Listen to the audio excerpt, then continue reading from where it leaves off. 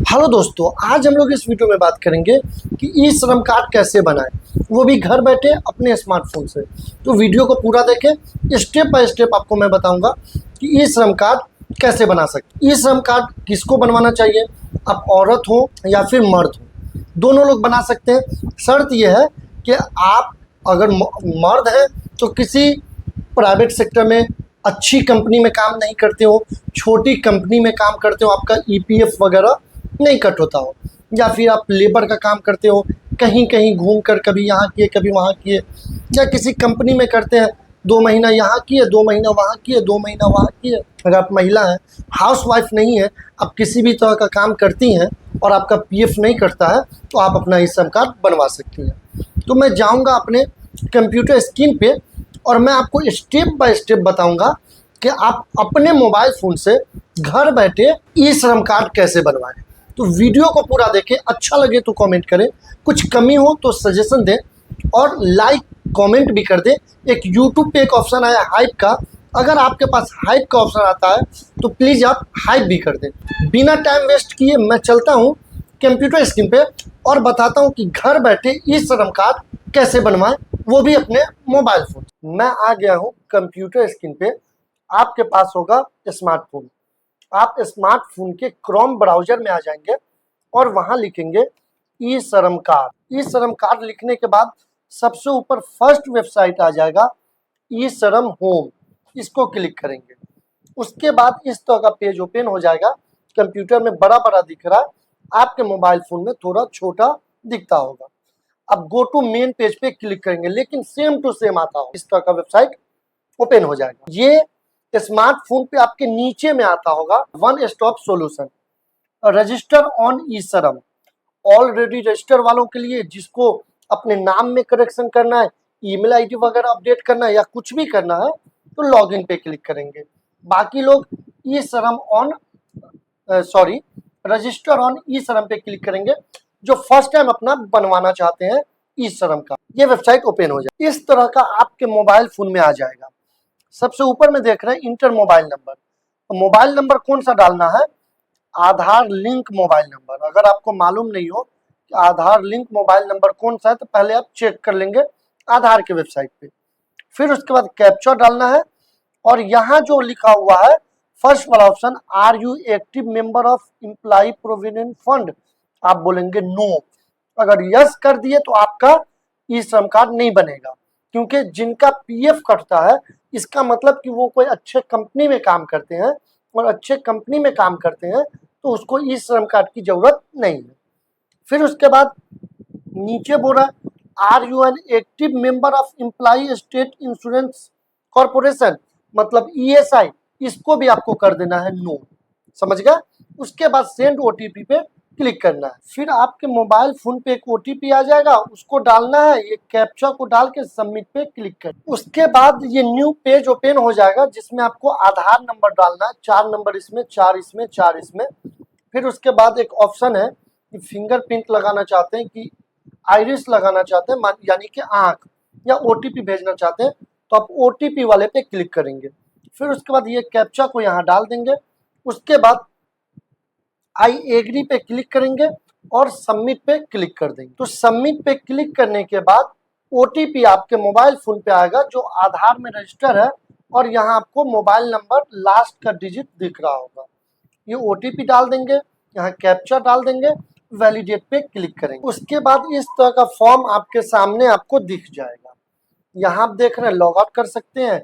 इनका जो है डेट ऑफ बर्थ वगैरह और नाम वगैरह यहाँ पे शो नहीं करता है। आपको continue to enter other detail पे क्लिक करें। उसके बाद आपका मोबाइल नंबर यहाँ दिख रहा होगा। इमरजेंसी कोई दूसरे आदमी का कॉन्टेक्ट नंबर देना चाहते हैं तो वो आप दे सकते हैं। अपना ईमेल आईडी, शादी हो गया या फिर नहीं हुआ वो यहाँ डाल देंगे। मदर का नाम डालना जरूरी है, क्योंकि देख रहे हैं यहाँ स्टार मार्क दिया हुआ है, जहाँ स्टार मार्क है वो देना जरूरी है। उसके बाद अपने फादर या हस्बैंड का नाम डाल देंगे।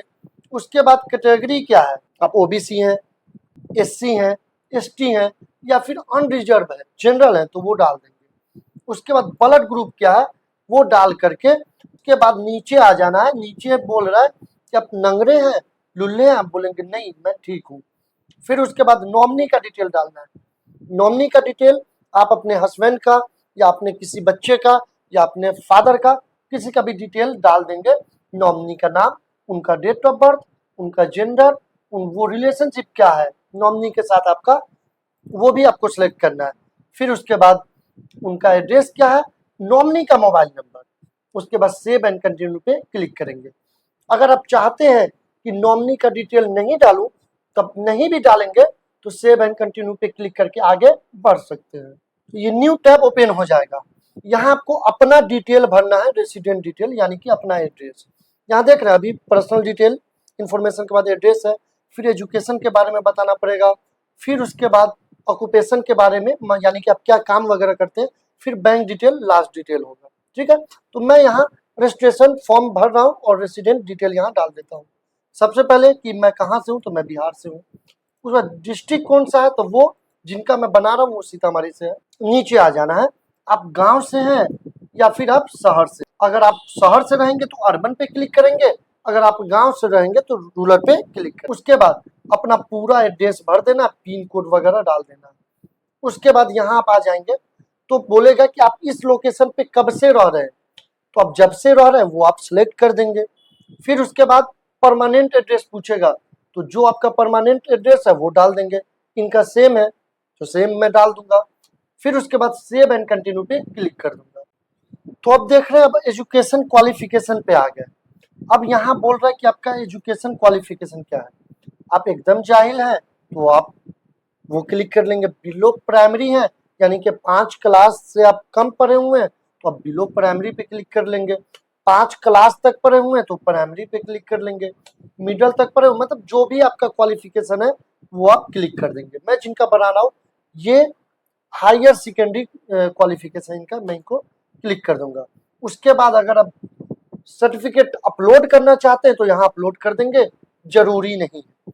फिर उसके बाद आपका इनकम पूछेगा तो आपको आपका इनकम जो है वो आप सिलेक्ट कर लेंगे। ठीक है, लेकिन इस बेनिफिट का लाभ अगर लेना चाहते हैं तो आपको 15,000 से कम ही सिलेक्ट करना है। मैं जिनका कर रहा हूँ इनका इनकम 10,000 से कम है, तो मैं इस पर क्लिक करूंगा। इनकम सर्टिफिकेट मांग रहा, अगर है तो अपलोड कर लेंगे, नहीं तो आप सेव एंड कंटिन्यू पे क्लिक कर देंगे। फिर आप यहाँ पहुंच जाएंगे न्यू टैब पे। ठीक है, यहाँ आपसे क्या पूछ रहा है, are you working with any platform aggregator mobile app based service provider like Uber Ola Zomato. आप इसमें है तो बोलेंगे यस, नहीं तो कर देंगे नो। फिर उसके बाद आपसे पूछेगा प्राइमरी आपका ऑक्यूपेशन क्या है, बिजनेस वगैरह है या फिर क्या है, वो आप यहाँ लिख देंगे। फिर आपसे पूछेगा कि कितने दिन से है, 1 साल 2 साल 5 साल जो भी है वो आप यहाँ क्लिक कर देंगे। ठीक है, फिर उसके बाद उसका कोई सर्टिफिकेट है वो अपलोड कर देंगे, नहीं है सेव एंड कंटिन्यू पे क्लिक करके आप आगे बढ़ सकते हैं। ठीक है, तो मैं इनका यहाँ जो है वो डाल देता हूँ, फिर मैं आगे बढ़ता हूँ। बैंक डिटेल में तो मैं यहाँ इसके बारे में बता देता हूँ कि लिस्ट है ये, इस पे लिस्ट पे क्लिक करके पूरा आप पढ़ सकते हैं क्या क्या काम का कैसे कैसे क्या है। ठीक है ना, ये पूरा लिस्ट है। जब आप यहाँ पे क्लिक करेंगे पूरा लिस्ट आ जाएगा, जो भी आप करते हैं वो यहाँ पे कर देंगे। फार्मर है, आप फार्मर यहाँ क्लिक करेंगे। आपके पास शॉप है, ग्रोसरी शॉप है तो ग्रोसरी पे क्लिक कर देंगे। उसके बाद लास्ट ऑप्शन पे आप पहुंच जाएंगे बैंक डिटेल, तो यहाँ आपको बैंक डिटेल डालना है, आपको बैंक अकाउंट नंबर डालना है, फिर यहाँ कंफर्म कर दें। आप अपना नाम डालेंगे एज पर पासबुक। ठीक है, फिर यहाँ IFSC डाल करके सर्च पे क्लिक करेंगे, ब्रांच वगैरह नाम वगैरह खुद ब खुद आ जाएगा। जैसे मैं अगर अपना सर्च करता हूँ जैसे SBIN के बाद मैं सर्च पे क्लिक कर दूंगा, देखिए बाय डिफॉल्ट आ गया स्टेट बैंक ऑफ इंडिया ऊपरी जनकपुर रोड, यानी कि मैं जो IFSC डाला हूँ ये स्टेट बैंक ऑफ इंडिया का है, ब्रांच का नाम है ऊपरी जनकपुर। IFSC डाल करके सर्च पे क्लिक करेंगे। अगर नहीं आता है इसका मतलब आपका IFSC गलत है, फिर से आप देखें और डालें। फिर यहाँ बैंक अकाउंट नाम डाल के सेव एंड कंटिन्यू पे क्लिक कर देंगे। उसके बाद आपका सेल्फ डिक्लेरेशन आ जाएगा। यहाँ आप देख रहे हैं पूरा ब्यौरा जो आप भरे हैं सब कुछ आपका यहाँ दिखे। आप चाहते हैं ब्यौरा का प्रिंट आउट लेना तो यहाँ से प्रिंट पे क्लिक करके आप प्रिंट आउट ले सकते हैं, या नहीं तो आप नीचे आ जाए। नीचे आने के बाद यहाँ एक देख रहे हैं ये बॉक्स है टर्म एंड कंडीशन पे क्लिक कर देंगे और सबमिट पे फिर क्लिक कर देंगे। आपका ई श्रम कार्ड बनके तैयार है। यहाँ देख रहे हैं आप, आपका ई श्रम कार्ड बनके तैयार है। इसका आप प्रिंट आउट ले लेंगे। यहाँ से डाउनलोड UAN पे क्लिक करके आप इसको डाउनलोड कर लेंगे। मैं डाउनलोड किया, ये डाउनलोड हो गया। ये देख रहे हैं, ये कार्ड बनके तैयार है। इसको आप प्रिंट आउट करके अपने पास रख लेंगे या PDF के तौर पे अपने मोबाइल में सेव कर लेंगे। तो आप देख लिए कैसे जो है ई श्रम कार्ड इंस्टेंट बन जाता है। तो आप भी अपना ई श्रम कार्ड बन सकते हैं। कोई सुझाव हो तो आप कमेंट करके दे सकते हैं। वीडियो कैसा लगा, तो अच्छा लगा तो लाइक जरूर करें, शेयर जरूर करें। अल्लाह हाफिज।